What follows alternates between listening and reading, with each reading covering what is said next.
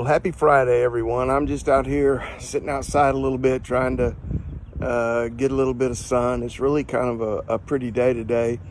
Um, just been doing some reminiscing a little bit lately about my childhood, and just had a little thought, little story I thought I'd share with you.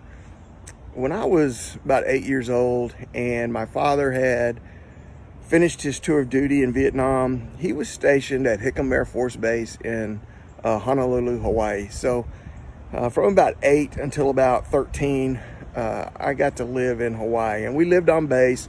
We lived on a little dead-end street there, and the neighborhood had a lot of kids my age and my sister's age, so there were a lot of families. We were all pretty close, and even a lot of us went to the same church, and it seemed like we went through a period there where it seemed like every single Saturday, the families from the neighborhood would just, every Saturday we'd get together and we'd all just go down to the beach, and we'd all just go spend the day at the beach. We'd grab some picnic tables that were underneath some palm trees and coconut trees for some shade, and then the kids would just spend their day on the beach and at the water.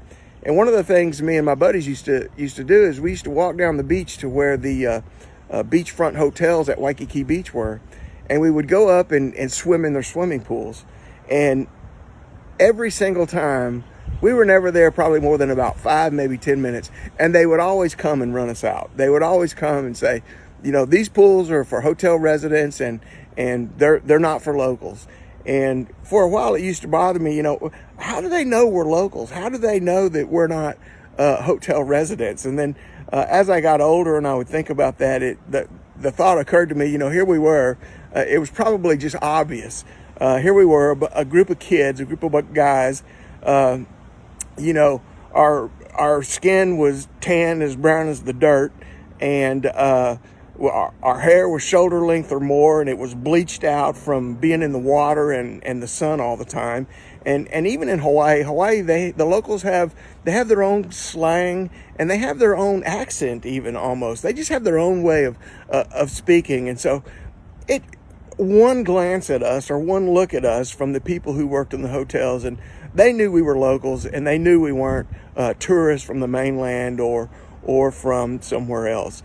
And the thought just occurred to me, you know, there are a couple times in the Bible. Once in Philippians 3:20, Paul says to the church, he says that your citizenship is actually in heaven. He says you don't really belong to this world. You actually belong to the kingdom of heaven. Peter, in 1 Peter, in chapter 1, verse 1, and then in chapter 2, verse 11, he uses the word pilgrims, and he uses the word sojourners. And he says that the church is they're just pilgrims, they're just sojourners. And what he's saying is that you're actually foreigners in this world.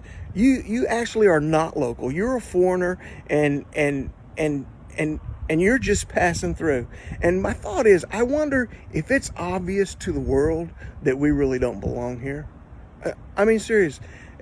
Can they look at us and tell that our citizenship is really somewhere else?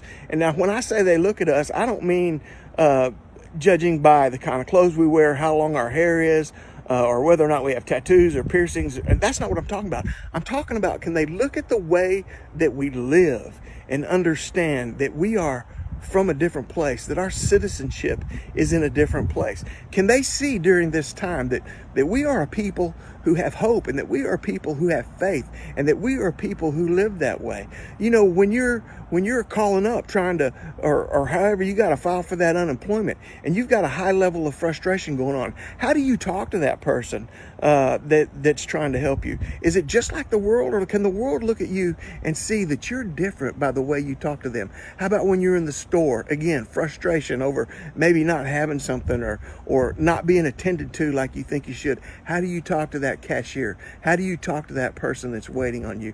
Can the world tell? Can the world look at us and see and know that our citizenship is somewhere else? Can they know that we really don't belong here, and that we really don't live here? Listen, people, it is time for the church during this time to rise up, to treat people with kindness, to treat people with compassion. There's a high level of frustration going on out there right now, and what we don't need to be doing is adding to it. What we need to be doing is showing the people that Christ loves them, and how Christ would treat them even during this time. Anyhow, just a thought. Just thought I'd check in with you. I miss you guys a lot, man. I really do. Join us live on Facebook, 10:30 Sunday morning.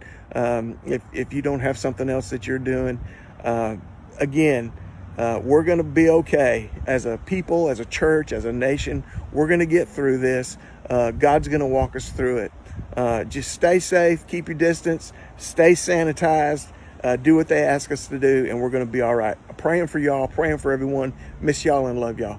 God bless.